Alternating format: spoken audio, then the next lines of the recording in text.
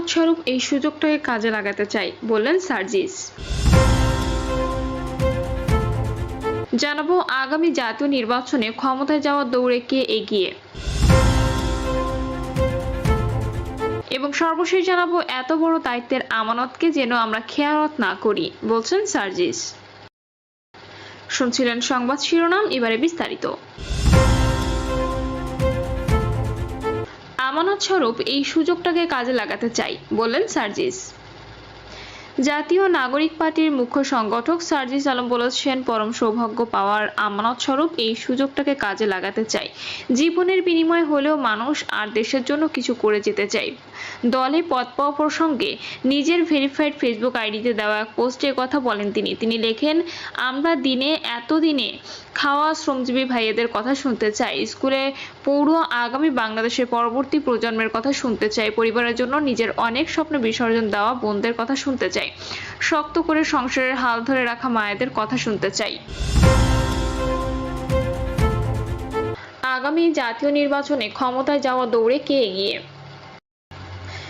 জাতীয় রাজনীতিতে এখন নানা মেরুকরণ চলছে। ছাত্র জনতার অভ্যুত্থানে ফ্যাসিস্ট শেখ হাসিনার পতন ও পলায়নের পর নতুন রাজনৈতিক প্রেক্ষাপটে এই মেরুকরণ শুরু হয়েছে।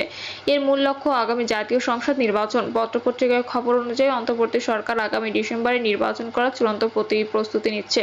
কোনো কারণে ডিসেম্বরে সম্ভব না হলে আগামী বছরের জানুয়ারিতে নির্বাচন হবে। জাতীয় নির্বাচন সামনে রেখে বিএনপি, জামায়াত সহ অন্যান্য রাজনৈতিক দল যেমন প্রস্তুতি নিচ্ছে, তেমনি ছাত্র জনতার আন্দোলনের নেতৃত্ব দেওয়া সমন্বয়কদের নিয়ে নতুন রাজনৈতিক দল আজ প্রকাশ করবে।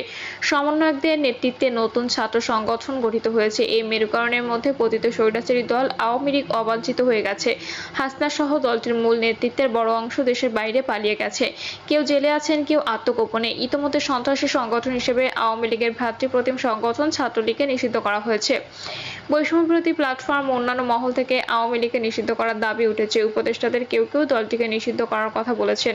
নির্বাচন কমিশন থেকে নিবন্ধন বাতিলের দাবি উঠেছে। তবে আওয়ামী লীগ প্রকাশ্যে রাজনীতিতে উপস্থিত না থাকলেও দেশের বাইরে থাকা হাসিনা সহ দলটির অন্য নেতারা দেশের বিরুদ্ধে নানা ষড়যন্ত্র করে যাচ্ছেন। ফলে আগামী নির্বাচনে দলটি অংশগ্রহণ করতে পারবে কিনা, করলেও কিভাবে অংশগ্রহণ করবে তা নিশ্চিত নয়। রাজনৈতিক দলগুলোর মধ্যে নির্বাচন কেন্দ্রিক যে মেরুকরণ চলছে তাতে আওয়ামী লীগ দৃশ্যমান নয়। এমন প্রেক্ষাপটে বিচার বিশ্লেষণে যে হিসাবটি আসে তা হচ্ছে, আগামী নির্বাচনে জয়ী হওয়ার রেসে বিএনপি এগিয়ে। বাস্তবতা দলটির ঘোর বিরোধীরাও স্বীকার করবেন। বলা যায়, নতুন রাজনৈতিক পরিস্থিতিতে এবং নির্বাচন নিয়ে বড় ধরনের গড়বড় না হলে দেশের সবচেয়ে বড় সুসংগঠিত এবং রাষ্ট্র পরিচালনার অভিজ্ঞতা সম্পন্ন দল হিসেবে এই মুহূর্তে বিএনপির ক্ষমতায় যাওয়ার সম্ভাবনা বেশি। ইতোমধ্যে নির্বাচনকে গড়বড় করা এবং নানা উসিলায় পিছিয়ে দেওয়া নিয়ে এক ধরনের রাজনৈতিক কূটকৌশল চলছে। বর্তমানে কার্যকর রাজনৈতিক দলগুলোর মধ্যে একটি ইসলামী রাজনৈতিক দলের মধ্যে সংস্কারের কথা বলে নির্বাচন পিছিয়ে দেওয়ার প্রবণতা রয়েছে। দলটির হাবভাব এমন যে আগামী নির্বাচনে সেই ক্ষমতায় আসবে, এজন্য গুছিয়ে উঠতে তার সময় প্রয়োজন। এ সময় নেয়ার উসিলা হিসেবে দলটি বলছে, আগে সংস্কার পরে নির্বাচন। সংস্কার করতে যতদিন লাগবে ততদিন তারা সময় দেবে। এর অন্তর্নিহিত অর্থ হচ্ছে এর মধ্যে দলটি গুছিয়ে উঠতে চায়। ইতিমধ্যে বিএনপির পক্ষ থেকে অভিযোগ করা হয়েছে, দলটি প্রশাসনের সর্বত্র তার লোকজন বসিয়ে দিয়েছে। বিএনপির এই অভিযোগ যে একেবারে অসত্য তা নয়। বিভিন্ন পত্রপত্রিকায় এ নিয়ে প্রতিবেদন প্রকাশিত হয়েছে। প্রশাসন থেকে শুরু করে বিশ্ববিদ্যালয়, মাদ্রাসায় দলটির ভাবধারার লোকজন সেট করা হয়েছে। আরও সময় পেলে দলটি গুরুত্বপূর্ণ পদগুলোতে নিজের লোকজন বসাতে পারবে।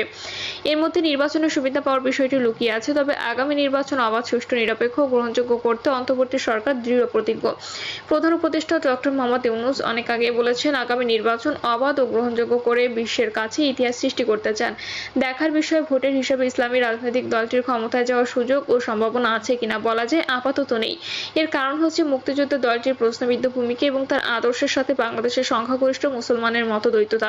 পর্যবেক্ষকরা মনে করেন যে দলটি এদেশের স্বাধীনতা চায়নি এবং মুক্তিযুদ্ধে তার ভূমিকা নিয়ে স্পষ্ট কোনো উত্তর দিচ্ছে না, সে দলের প্রতি দেশের মানুষের খুব বেশি আগ্রহ থাকবে তা হলফ করে বলা যায় না। যদি তাই থাকতো তাহলে স্বাধীনতার প্রায় 55 বছরে দলটি ক্ষমতায় যাওয়া দূরে থাক, জাতীয় নির্বাচনে 20টি আসন পাওয়ার সক্ষমতা দেখাতে পারেনি। দলটি 1991 সালের নির্বাচনে সর্বোচ্চ 18টি আসন পেয়েছিল।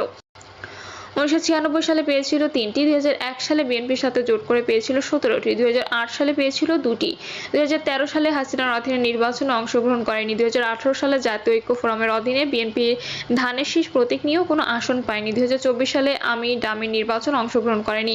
স্বাধীনতার প্রায় 55 বছরে জাতীয় নির্বাচনে দলটির অর্জন এটুকুই। এ ধারাবাহিকতা ধরে নেওয়া যায়, জাতীয় নির্বাচনে 50 আসন পেতে দলটির আরো 50 বছর লাগবে। আর সরকার গঠন করার মতো 151 আসন পেতে কত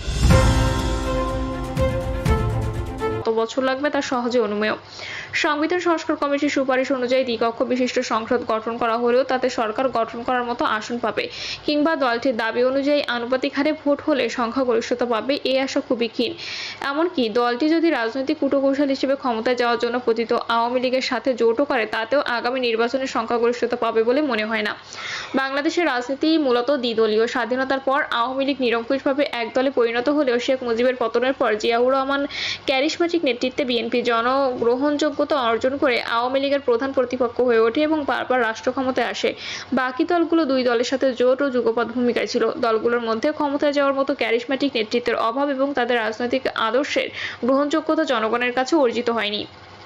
ফলে দলগুলোকে বড় দুই দলের সাথে জোটবদ্ধ হয়ে ক্ষমতায় অংশীদার হতে হয়েছে। এককভাবে ক্ষমতায় যাওয়ার মতো অবস্থান গড়ে ওঠেনি। দ্বিদলীয় রাজনৈতিক ব্যবস্থা শুধু বাংলাদেশে নয়, ভারত, যুক্তরাষ্ট্র, যুক্তরাজ্য, কানাডা সহ গণতান্ত্রিক ধারার দেশগুলোতে সবসময় বহাল রয়েছে। বাংলাদেশে এখন ফ্যাসিস্ট আওয়ামী লীগের পতনের পর মূলত দ্বিদলীয় রাজনৈতিক এই সংস্কৃতি অনেকটা একদলীয় হয়ে পড়েছে। অন্য দলগুলোর সাথে তার ব্যবধান যোজন যোজন দূর হয়ে পড়েছে। আওয়ামী লীগের অনুপস্থিতিতে ইসলামী দলটি যতই ক্ষমতাকামী হোক না কেন, এই ব্যবধান ঘুচিয়ে ক্ষমতায় যাওয়া প্রায় অসম্ভব। ছাত্র জনতার অভ্যুত্থানে নেতৃত্ব দানকারী সমন্বয়করা নতুন দল গঠন করেছে। গণতান্ত্রিক ধারায় বহুমত, বহুপদ ও বহু দল থাকবে, এটাই স্বাভাবিক। সমন্বয়করা যে নতুন দল গঠন করেছে তাকে ফ্যাসিবাদ বিরোধী সকল রাজনৈতিক দল স্বাগত জানিয়েছে। দেশে তরুণদের নেতৃত্বে নতুন দলের আবির্ভাব ঘটুক, এ নিয়ে কারো দ্বিমত নেই। তবে বাস্তবতা হচ্ছে, নতুন রাজনৈতিক দল গঠন করার পর তার জনভিত্তি অর্জিত হতে সময় অতিক্রম করতে হবে। রাতারাতি জনভিত্তি অর্জিত হয় না। দলের ভিত্তি, নীতি, আদর্শ, লক্ষ্য, উদ্দেশ্য কি তা জনগণের সামনে তুলে ধরতে হয়। জনগণ আশ্বস্ত হলে সেই দলের গ্রহণযোগ্যতা বাড়তে থাকে। এক্ষেত্রে দলের নেতৃত্বে দক্ষ, অভিজ্ঞ, অভিভাবক তুল্য ব্যক্তিত্বদের প্রয়োজন। দলের প্রধান যদি ক্যারিসমেটিক নেতৃত্বের গুণাবলীর অধিকারী হয়, তাহলে তার প্রতি যেমন জনগণের আস্থা অর্জিত হয়, তেমনি দলও এগিয়ে যায়। সমন্বয়করা গণঅভ্যুত্থানে নেতৃত্ব দিয়েছেন, তাতে ফ্যাসিবাদ বিরোধী সকল রাজনৈতিক দল ও শ্রেণী নির্বিশেষে সাধারণ মানুষের অখণ্ড সমর্থন ছিল। লক্ষ্য ছিল একটাই, তা হচ্ছে ফ্যাসিস্ট হাসিনার পতন। এই কারণেই তাদের নেতৃত্ব সকলে মেনে নিয়েছে।